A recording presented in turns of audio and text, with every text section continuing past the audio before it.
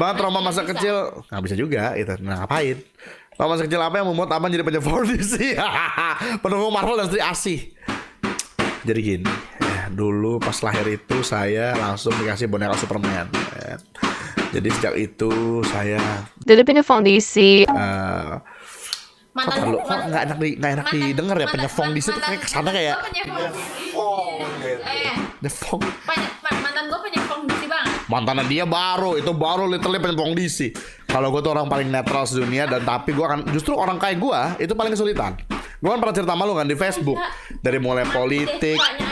Tipenya Gemma. Tifa gue. Oh Tifa kamu. Tifa gue. Dok. Mainan Tifa gue. Aduh. Lo kan sudah bagi-bagi bokep. Di Indonesia ini sulit untuk menjadi netral dari segi apapun ya.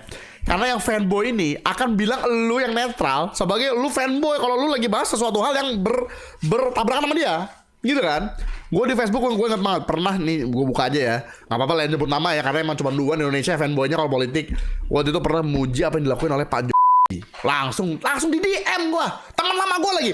Dan teman lama gue nih si saat ini, gue pengen saya jujur aja ya, gue buka aja sekalian semua nih. Si saat dulu tahun 2010, Bos Tara minta pekerjaan dong. Nih gue ada pekerjaan nih.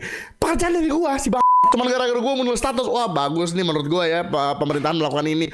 Dasar lu fanboynya yo. Dia mengatakan hal-hal yang tidak etis sih kepada Pak Jokowi ya. Bla. Friend langsung nggak tahu diri anjing, udah nggak kasih kerjaan gue, cuman gara-gara gitu. Itu baru satu. Terus tiba-tiba nggak lama kemudian gue ada Pak ngelakuin apa gitu. Gue post juga, gue seneng kan. Wih, akhirnya Pak melakukan hal ini. Si pendukungnya di emo juga. Dasar Mas Tara emang apa namanya? Belum ada kadun tuh istilah waktu itu. Apalah pokoknya gue bilang bla unfriend. Jadi kadang kita ini sulit ya kalau hidup sebagai orang yang literally, apalagi politik gue literally udah kayak zaman sekarang udah kayak rakyat kepada pemerintah aja gitu. Maksudnya ya udah lah, lu sebagai rakyat ada yang bagus lu puji, yang jelek lu harus bilang gitu loh. Gitu kan. Tapi kan ada fanboy, ya inilah yang jadi susah. Kayak misalnya kemarin lu kalau subscriber lama gue ya lihat, gampangnya lihat aja semua apa namanya review film gue gitu kan ya. Senetral ya, ada yang bagus gue bilang bagus, jelek gue bilang jelek. Mau apa kayak itu, mau film DC, Marvel kayak mau film biasa kayak gue. Kalau jelek menurut gue gitu kan ya. Punya fondisi ya. Karena kita hidup di era dimana kalau yang gue lihat ya, emang generasi sekarang ini generasi overrated dan overlebay. Ada suatu hal yang menurut gue padahal biasa aja, bagi mereka tuh kayak wow. Terus gue kayak itu literally teman-teman Gemma tuh kadang suka diskusi gitu sama teman-teman gue gitu kan. Kalau gue lagi ngumpul kita mau orang sumuran gue nih, kayak zaman sekarang tuh lebay ya, apa tuh kayaknya bukan yang berarti yang overrated itu tidak bagus, bukan bagus, tapi tidak sebagus dari yang maksud sekarang kayaknya wow gitu loh, kayak gitu wow. Padahal sedangkan dulu hal-hal yang benar-benar legendaris nggak se-overrated sekarang. Contoh dari game, berulang-ulang gue busa ngomong GTA San Andreas, gila itu game yang semakin kesini semakin gue banyakin main game sekarang, gue tuh kayak gila ya, dulu tuh San Andreas dengan sedetail itu gitu kan ya. Ya walaupun tetap penjualan terlaris di PS2, tapi nggak sampai yang kayak sekarang ya kayak wah gitu kan, apa game sekarang tuh wah. Tapi pas mainin gitu kan, atau film wah pas nonton. Makanya gue selalu bilang sama lo kan guys, review dari manapun termasuk review gue tidak akan berarti kalau menurut lo jelek. Makanya kalau banyak nanya bang, banyak gue nonton review dari ini itu tuh bagus, pas gue nonton kok jelek ya bang, karena satu memang ada namanya kenyataan tuh, ada the real truth, yaitu kenyataan yang sebenarnya ya kan. Emang film itu jelek atau bagus, the real truth. Tapi ada juga yang namanya selera ya kan.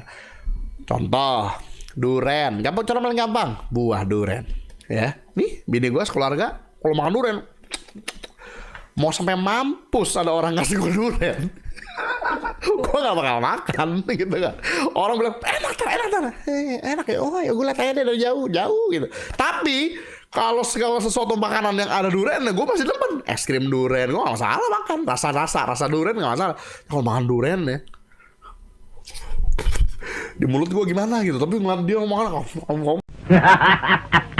Kenapa orang bisa berselera beda? Hidupnya beda, gitu kan ya. Terus apa istilahnya? Pengalaman hidupnya beda-beda. Dari semua hal, mau makanan kayak, mau politik kayak. Dulu kalau misalnya game misalnya, Harvest Moon misalnya, orang lu kasih game Harvest Moon ke petani yang setiap hari sentolop sama kehidupan pertanian gitu. Misalnya nih ada petani yang bosan gue jadi petani, tiap hari nyangkul gini nih, oh kesel. Kasih Harvest Moon dibanting. Kan ibaratnya gitu ibaratnya. Tapi kalau lu kasih Harvest Moon ke orang yang sibuk setiap hari hidupan di kota, padat, pulang-pulang main Harvest Moon lagunya gitu kan, beda gitu kan. Karya seni itu akan cocok kepada tiap-tiap yang ya udah yang pas gitu. Itu satu hal. Makanya buat film, game, ya udah review aja. Sama kayak pengen. Apalagi kalau gue review film kan lebih literally gue bahas dari sinematografi, karena literally dari the truth-nya yang benernya itu loh, nggak ada fanboyism, nggak ada apa, the truth yang sebenarnya. Kalau emang rapi gue bilang Black Adam itu kan yang kemarin gue sampai ramai dibilang penyempong DC, ya gue bilang loh Black Adam pas gue nonton secara film masih film rapi, ada awal tengah akhir yang sebenarnya. Bahkan banyak sekarang film yang gue tonton, aduh, Netflix kemarin gue habis nonton film cowboy bah. Film zaman dulu ada Once Upon a Time in the West, itu secara sinematografi gila ya. Terus habis itu gue sama Netflix disaranin, nih kamu nonton juga nih di Netflix, judulnya nih gue bacain ya. Oh yang itu ada Idris Elba. Ini guys, ini jujur gue baru nonton Once Upon a Time in the West. Ini film yang super lama, yang secara sinematografi super lama, tapi gue kagum banget sama angle-angle bangke, bagus-bagus banget. Habis itu gue nonton The Harder They Fall. Nih, The Harder They Fall ya. Pemerannya ada Idris Elba. Ada si siapa namanya? Ya, lu mungkin kemarin gak kenal, tapi gue kenal gitu kan. Tapi pas nonton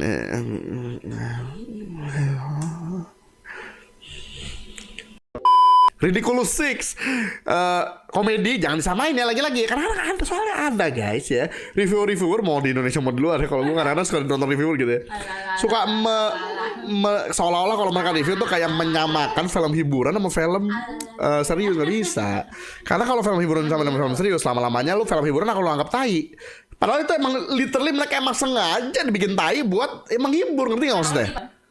Dan serunya tuh kalau sutradara bule yang literally berbakat gitu ya, itu beda-beda feelnya tuh benar-benar ciri khasnya. Kita sampai tahu ciri khasnya mereka gitu, beliau ini Quentin Tarantino. Mereka tuh Quentin Tarantino tuh fokus di skrip dan angle yang sesuai sama skrip. Itu susah, karena ada film skripnya bagus, angle-nya nggak sesuai sama skripnya, jadi ya. Tapi pas Quentin Tarantino, aduh gila sih.